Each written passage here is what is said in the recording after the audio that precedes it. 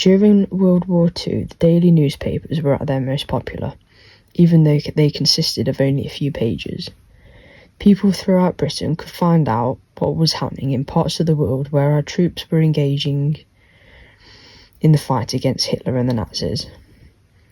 At the beginning of the war, the news was mainly bad, with the German blitzkrieg advances through Europe, but as the years rolled on, the news slowly became better.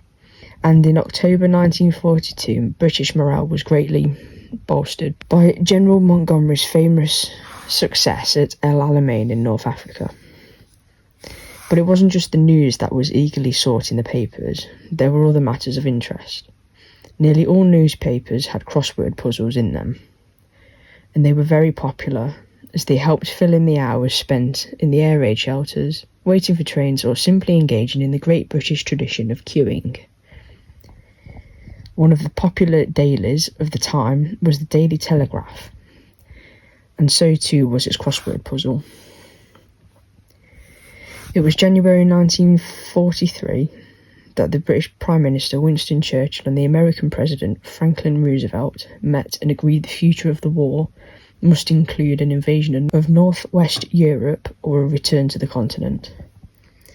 Planning for the invasion started almost immediately, and after extensive research it was decided that the sheltered Normandy coastline, with its wide sandy beaches, presented the best option for the surprise attack that was to be the D-Day landings. The assault was codenamed Operation Overlord by Churchill himself. The US General Dwight D. Eisenhower was made overall commander of Operation Overlord in December 1943, with the British hero General Bernard Montgomery assuming control of ground troops. It was in early May 1944 that Eisenhower decided that D-Day would fall on the 5th of June 1944. A huge security blanket had been thrown over all aspects of the operation, including the place and the exact dates of the landings, in order to maximise the element of surprise and minimise casualties. One US Major General was even demoted and sent home for simply speculating at a cocktail party on the date of the invasion. But while some members of MI5, Britain's counter-espionage service, were whiling away their spare moments in May 1944 by doing the Telegraph crossword, they noticed that vital code names had been adopted to hide the mightiest seaborne assault of all time appeared in the crossword. They noticed that the answer to one clue, one of the USA, turned out to be Utah, and another answer to a clue was Omaha. These were the names given by the Allies to the beaches in Normandy where the American forces were to land on D-Day. Another answer that appeared in that month's crossword was Mulberry. This was the name of the floating harbour that was to be towed across the channel to accommodate the supply ships of the invasion force.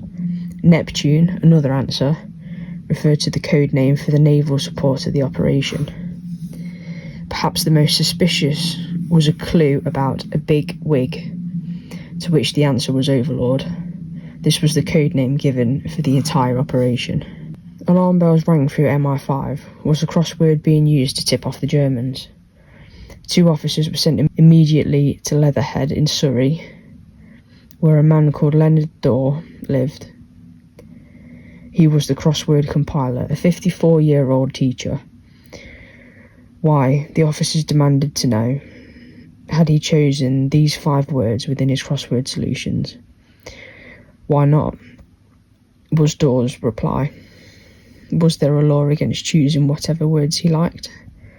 MI5 eventually became convinced of Dorr's honesty and managed to convince them that he had no knowledge of the coming D-Day invasion. It appears this crossword solutions were perhaps just another one of life's astonishing coincidences.